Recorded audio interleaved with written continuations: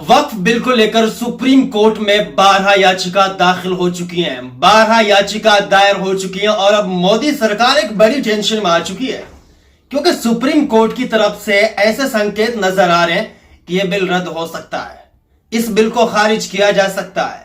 पूरी भारतीय जनता पार्टी मोदी सरकार ने जो ताकतें लगाई हैं, जो बहुत सी अटकलें लगाई हैं, वो अटकलें फीकी पड़ सकती हैं। इसीलिए all India Muslim personal law board के अध्यक्ष मौलाना अरशद मदनी का भी यह बयान आया था कि रोड पर निकलकर जुलूस निकालने की जरूरत नहीं है, विरोध प्रदर्शन रोड पे करने की जरूरत नहीं है, क्योंकि अभी हमारे पास सुप्रीम कोर्ट का हथियार बाकी है, अभी हमारे पास सुप्रीम कोर्ट का ऑप्शन बाकी है।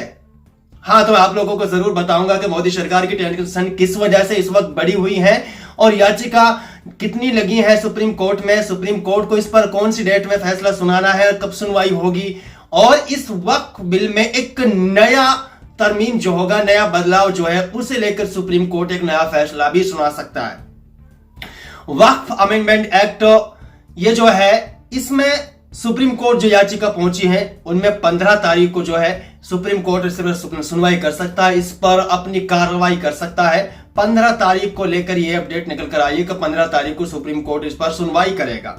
बाकी सुप्रीम कोर्ट में रद्द हो जाएगा वक्फ कानून। 12 याचिकाओं से डरी मोदी सरकार, खटखटाए सर्वोच्च अदालत का द्वार। 12 याचिका दाखिल हो चुकी है सुप्रीम कोर्ट में। जब लोकसभा, राज्यसभा, राष्ट्रपति के पास से यह बिल पास हो चुका है तो लोगों ने मन बना लिया कब हम उच्च न्यायालय तक जाएंगे, आला अधिकारी के पास जाएंगे, सुप्रीम कोर्ट जाएंगे। तो 12 याचिका सुप्रीम कोर्ट दाखिल हो चुकी है।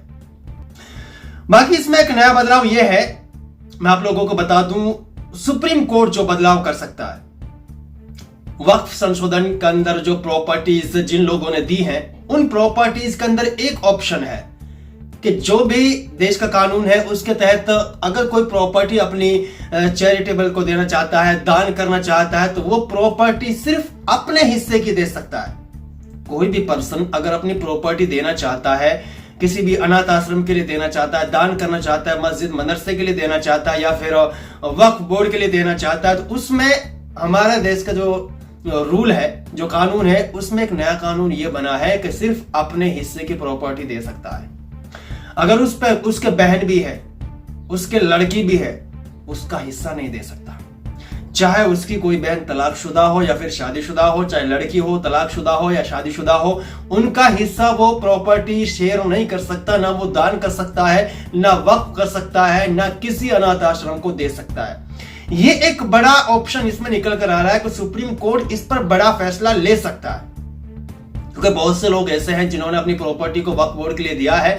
उनके परिवार में लड़की भी है जो शादीशुदा है, लेकिन कोई लड़का नहीं है, उनका संतान आगे नहीं बढ़ा, तो उन्होंने अपनी प्रॉपर्टी को दान कर दिया। और इसके अलावा बहुत से लोग ऐसे हैं जिनके बहनें हैं, कुछ ऐसे लोग हैं जो अपनी बहनों के हुए तो अपनी प्रॉपर्टी वक्फ कर चुके हैं। तो ऐसे लोगों को प्रॉपर्टी जो वक्त में गई है उस पर थोड़ी कार्रवाई हो सकती है।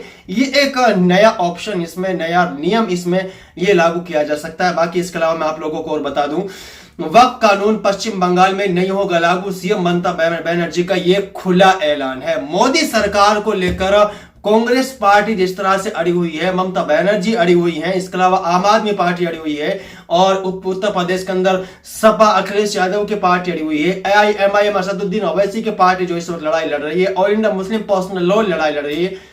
टोटल तरीके से इस सरकार के खिलाफ लगभग सभी जो पार्टियां हैं, राजनीति में रुचि रखती हैं, सभी ने इसके खिलाफ मोर्चा डाला हुआ है।